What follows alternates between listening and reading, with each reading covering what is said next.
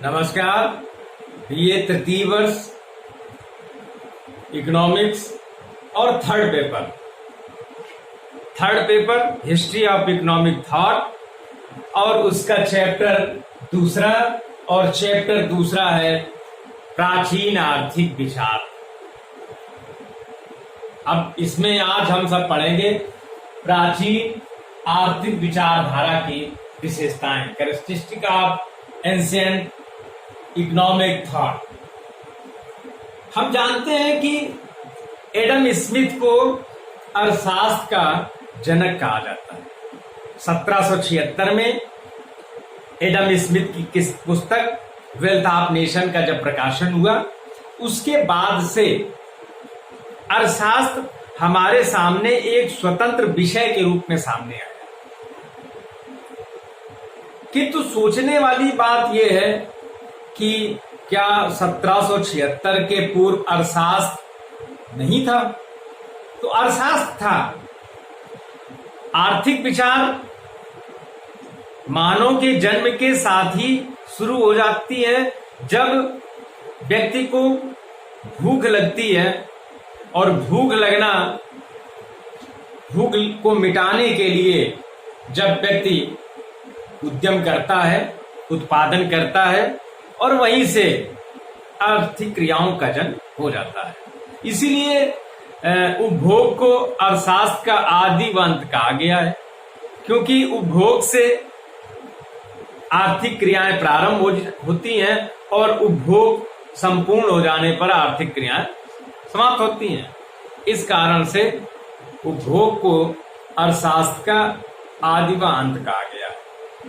अब आर्थिक क्रियाएं तो मानव के जन्म से ही प्रारंभ हो जाती हैं। तो फिर अर्थशास्त्र एक स्वतंत्र विषय के रूप में बहुत समय बाद आया। क्यों? क्योंकि उस समय अर्थशास्त्र राजनीति शास्त्र के अंतर्गत शामिल था। राजनीति शास्त्र के अंतर्गत ही था। राज्य के एक अंग के रूप में अर्थशास्त्र भी था। आर्थिक क्रियाएं उस समय भी थी। यद्यपि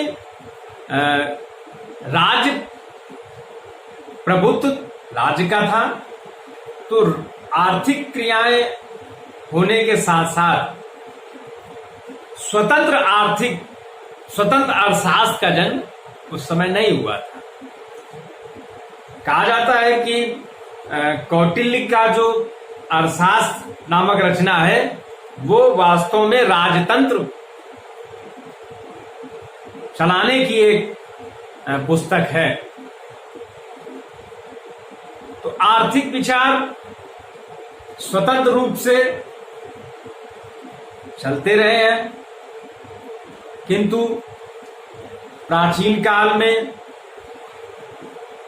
धर्म और दर्शन सीमित साधन और संतोषम परम सुखम की अवधारणा पे चल रहे थे। तो इस कारण से हमें आवश्यकता विहीनता की प्रेरणा दे रहे थे। तो इस कारण से प्राचीन आर्थिक विचार स्वतंत्र रूप में नहीं थे और प्राचीन समय में आर्थिक विचारों को महत्व भी नहीं दिया गया। तो प्राचीन आर्थिक विचारों की विशेषताएं क्या है? तो सबसे पहली विशेषता है कि प्राचीन काल में अर्थशास्त्र का विकास राजनीति शास्त्र के सहयोग से हुआ था। एक सहयोगी शास्त्र के रूप में अर्थशास्त्र रहा है, राजनीति शास्त्र के अंतर्गत एक अंग रहा है, क्योंकि उस समय राज्य का प्रचंड प्रभुत्व था। इसलिए आर्थिक विचार राजनीतिक विचारों के अधीन।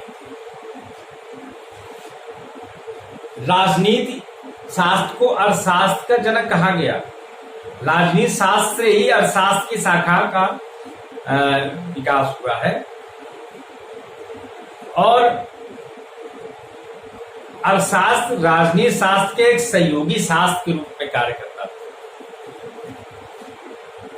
प्राचीन दूसरे बिंदु में देखिए, प्राचीन काल में धर्म व दर्शन का बोलबाला था, इसलिए आर्थिक विचारों को महत्व नहीं दिया। चूंकि धर्म और दर्शन ने सदैव संतोषम परम सुखम और भोग विलास से दूर रहने की प्रेरणा दी। इस कारण से अर्थशास्त्र या आर्थिक विचारों को महत्व नहीं दिया गया। अगला बिंदु है, प्राचीन काल में जीवन का सार नैतिकता व सदाचार को माना गया। प्राचीन काल में नैतिकता और सदाचार आदि ये जीवन मूल्य को बड़ा महत्व दिया गया।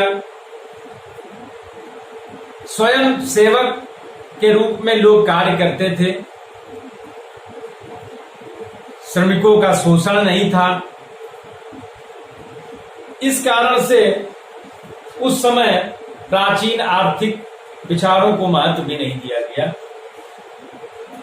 उस समय त्याग को जीवन का उद्देश्य माना गया और भोग विलास से दूर रहने की प्रेरणा दी गई। त्याग को महत्व दिया गया और भोग विलास से दूर रहने की प्रेरणा दी गई। यानी उस समय सीमित साधन पे अधिकतम संतोष की अवधारणा का जीवन दर्शन था। अगला बिंदु है कि श्रम विभाजन की उपेक्षा की गई, इसलिए आर्थिक विचारों को महत्व भी नहीं दिया गया। प्राचीन काल में व्यक्ति का जीवन सीधा साधा था। सादा जीवन, उच्च विचारधारा की अवधारणा पे लोग चल रहे थे। उस समय आवश्यकताएं न्यूनतम थी, आर्थिक क्रियाएं सीमित थी और आर्थिक क्रियाएं सीमित होने के कारण से आर्थिक विचारों को भी महत्व कम दिया गया। आधुनिक आर्थिक क्रियाओं जैसे विदेशी व्यापार, राजस्व, ऋण नीति, मौद्रिक नीति, राजकोषीय नीति आदि के विषय में प्राचीन समय में सोचा ही नहीं गया। प्राचीन समय में चूंकि गांव आत्मनिर्भर थे, गांव में जितना भी उत्पादन होता था उसकी खपत भी गांव में हो जाती थी। इस कारण से विदेशी व्यापार जैसी विचारधारा को सोचा ही नहीं गया था। राजस्व, उस समय कर नहीं लगाए जाते थे और कर्ज ऋण नीति पर भी कोई महत्व नहीं दिया गया। इस कारण से प्राचीन आर्थिक विचारों को कोई महत्व नहीं दिया गया और प्राचीन आर्थिक विचारधारा जो थी वो राजनीति शास्त्र के एक शाखा के रूप में ही रही है। और इन प्राचीन आर्थिक विचारों को एक जगह समाहित, एक जगह एकत्र करने का जो कार्य किया वो प्रोफेसर एडम स्मिथ ने किया। इस कारण से एडम स्मिथ को अर्थशास्त्र का जनक कहा जाता है।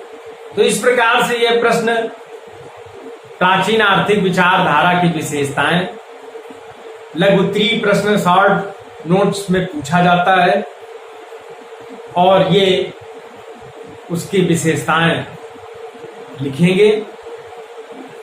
इस प्रकार से यह प्रश्न कंप्लीट हो जाता है। धन्यवाद।